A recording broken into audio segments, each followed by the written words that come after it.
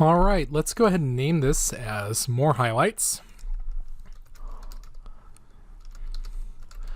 Notice that now that I have the right slice folder, I don't have to worry about naming it right slice more highlights. That should be sufficient. Let's focus in on the darks. Now I'm going to go ahead and create the darks below the midtones. Now you don't have to do this. I just like to, old habits. Normally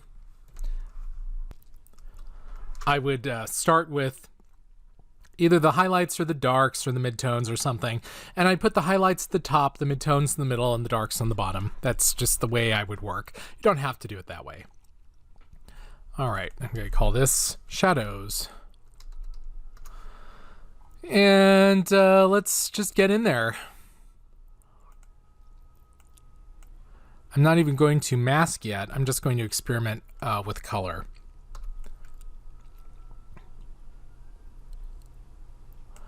Come in with a very harsh color. Come in with a lighter color. Maybe 23% or a more opaque color as well, or less opaque as well as darker. And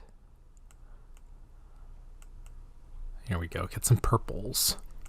Purples. Yeah. Purples.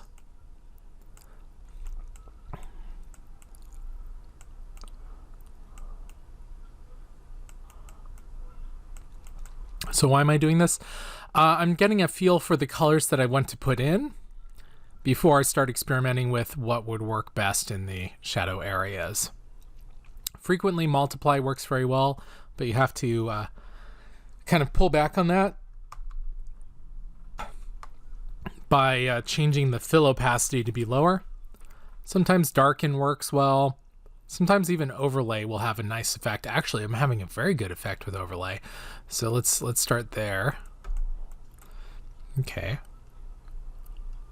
Oh wow, kind of like that, but no, that's too much. that's not what I want for this assignment. All right, so again, I'm just kind of willy-nilly putting everything everywhere. I'm going to switch over to hue mode real quick. Make this a bit desaturated. All right.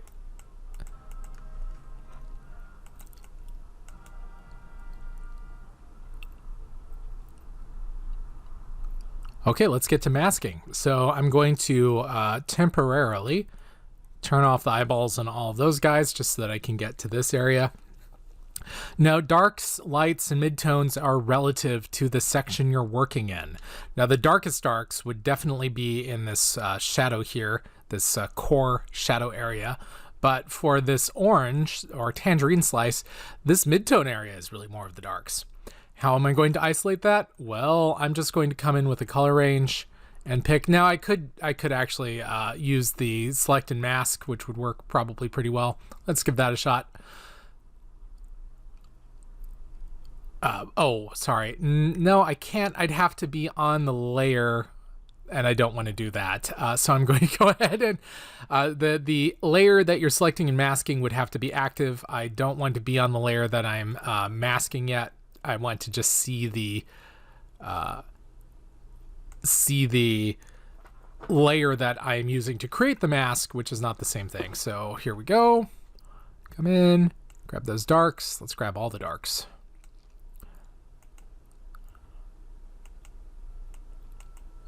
Good. All right. Turn this back on and boom, mask it. Now it's a bit too crisp, so I'm going to come and click on it. And I'm going to use an overlay mode. Overlay mode, where are you? Overlay mode. And just get rid of some of that crispness with some white. And actually, I'll switch it off to normal for just a moment. 23%, that should let me paint it back in slowly. Let's take a look at what's going on. Alt click. Yeah, it's a little too slow. Let's kick it up to 70%. Here we have it. All right. I'm going to blur this a lot. Filter, blur, Gaussian blur. My favorite blurs. really soften that up. Okay. Let's turn them all on. And without it, with it. I think that's working quite nicely. I think it's blending in well over here as well. Blending in well as well over here, whatever. So you can see that it'd be a good idea to start concentrating on how you want to deal with these pieces as well. But really, how you want to approach this is to pick a geographical location, just an element in this. And this would be one element right here, and then focus on that. And then for the rest of them, pick the next one and focus in. So how would I isolate it? Well, groups can have masks. So I could come in and actually mask this thing right out with some standard, hard black work. So why am I not doing it right now? Why am I saving it? Because again, these don't live in isolation. They work together. Let me discard this. So, and since this is the first piece, I'm going to go ahead and let color spill in other places just so that I can see how it will look sitting next to pieces. Once I'm done with it, I will go ahead and isolate this one section off, and I will have the one slice. Make sense? I hope so. Let's go ahead and focus in some more on these beautiful dark, rich dark areas.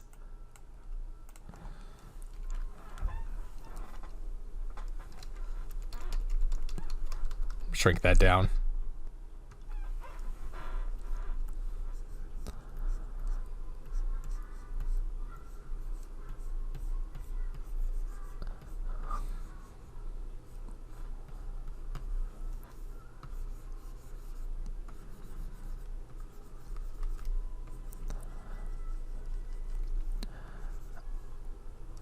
So you can see some areas, they're still too crunchy. I missed those when I went through the more highlight section.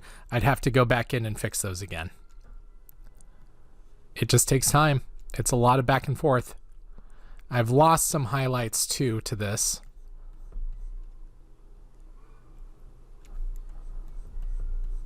So I'd have to bring those back in. There is some loss. So it's a back and forth, a back and forth.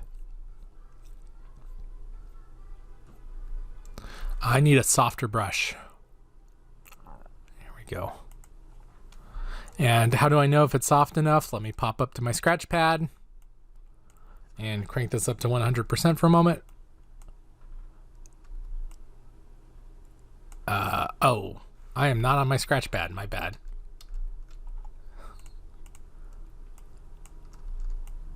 Yeah, that looks good. Okay. Back to my shadows.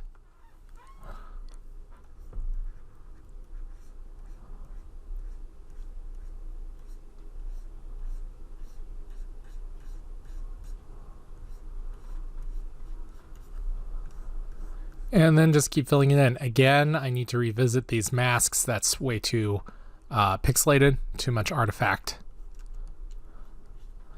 I'm going to alt click. Let's pick a purpler color.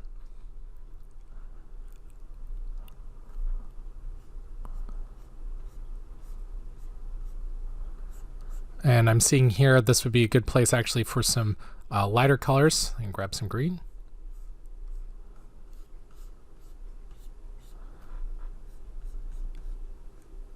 Here we go. I want more purple.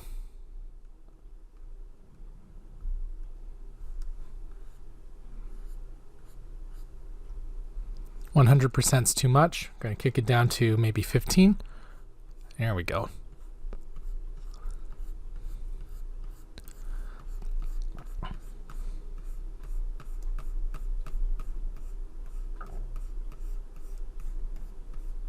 And there we go. A little higher, maybe 35. 35%. Let's grab some green.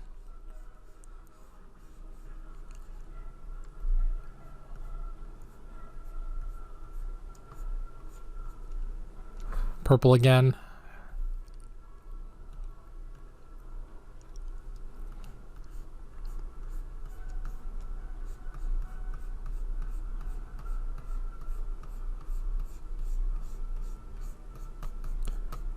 Remember, I've got masks all over the place, so a lot of this, let me shift click on the mask to disable it.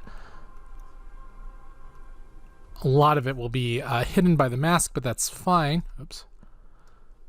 Because if I come back in and change the mask up a bit, I'll be able to reveal things again. So again, let's come in right now.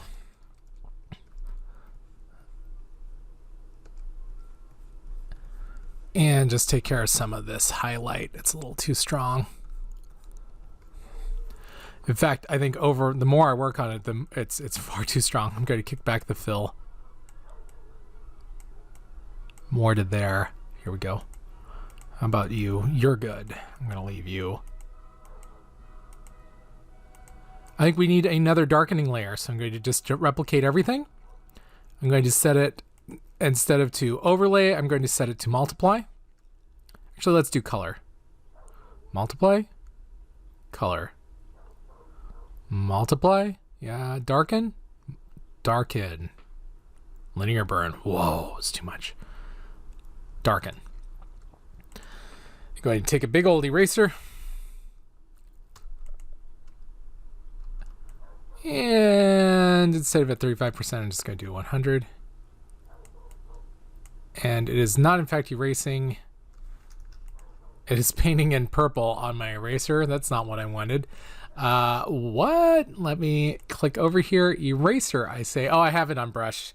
For some reason, my E key just isn't quite responding. All right, shift click to reactivate that.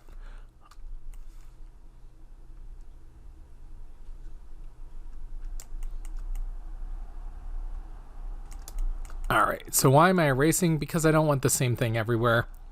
All right, I'm going to come back in with more purple. And since I'm in darken, I can do lighter purples now. Here we go. Oh, and I'm sure you noticed this line here. I'm not going to worry about that because, again, I'm just going to isolate it to this one slice. And then I'd work in the next slice and the next slice and the next slice. Oh, that's too strong. Where am I?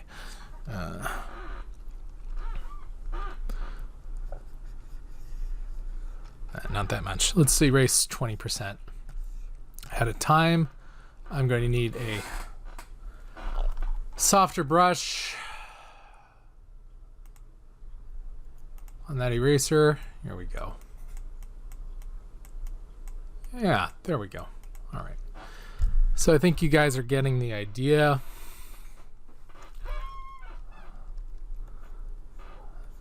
Now I can come in.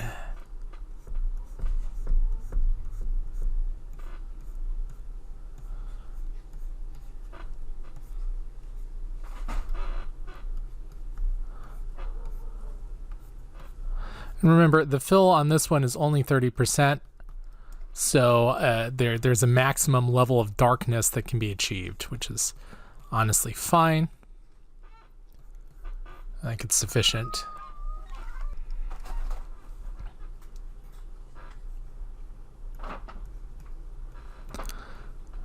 Okay, so I think you get the idea. Just keep picking at it and picking at it and picking at it and picking at it, and you'll start getting where you need to go. I'm going to add in some black just to desaturate some of these colors. Oh, that's too much. Let's kick that back and just do 20% at a time. There we go. That'll let me desaturate a little bit. There's nothing wrong with using grays and blacks and whites to pull things in and out. So I feel as though maybe I've gone a little too dark on some of these areas. Now's probably a time to revisit the midtones again. But now may be time to do an overall adjustment as well. So it's time to grab this slice. So let's grab that slice. That will give us a little more to work with. I might as well do it on the layer that needs it. I'm going to save so that nothing goes horribly wrong. Grab the magnetic lasso tool. Just kind of come in here. Seems to be doing a pretty solid job. I'll refine that in a minute.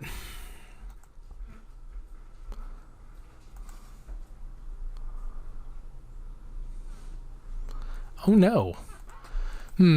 Yeah, I have some issues. I do want to keep this. So actually, it's time to make another dummy layer. Control Alt Shift E. Grab black and white.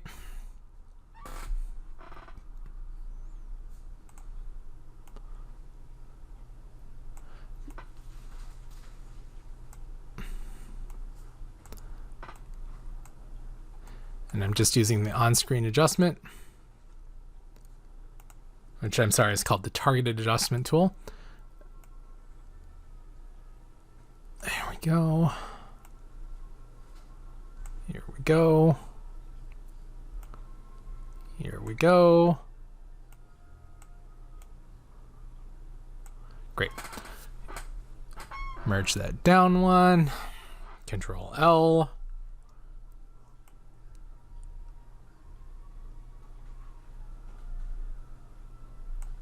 Perfect. All right. Magic wand tool. Grab all that white. Great.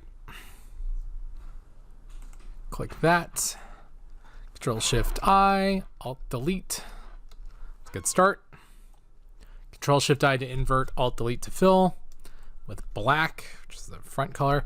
Take my brush, and again, I'm just in a layer mask at 100%. Hardness 100% as well. Take care of all that. Okay, now I can go in with the magnetic lasso tool for the most part. It'll be these little spikes I'll have to watch out for, come back for. All right, and this peel, which I'll deal with in a minute.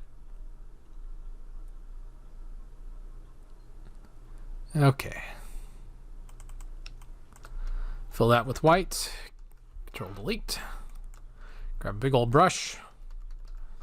Set white as the foreground color. Make sure that's actually white. I'm going to press D, and then it'll give me the default.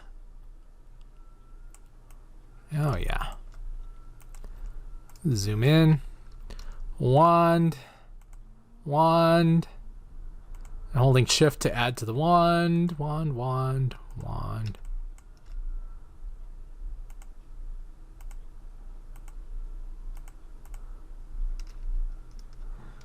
A little too much there. Alt to remove.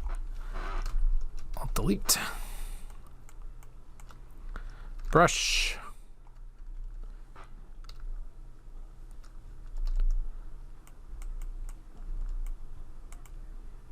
Okay.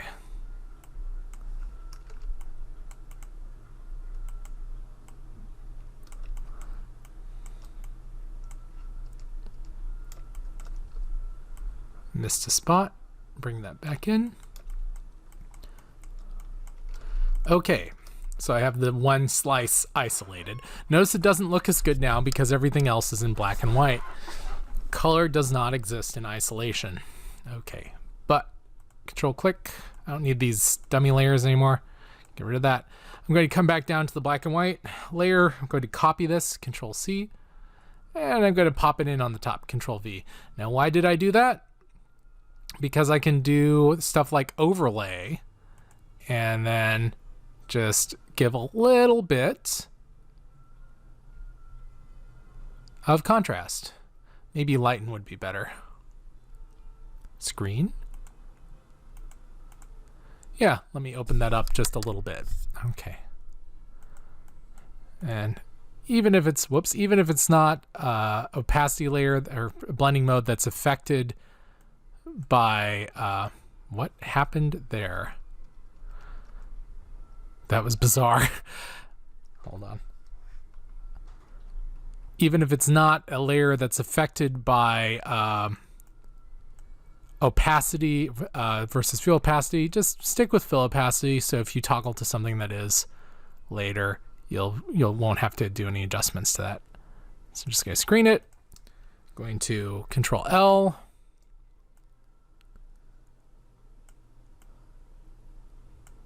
Yeah. Here we go. All right. A little more would be good. 3% is almost nothing.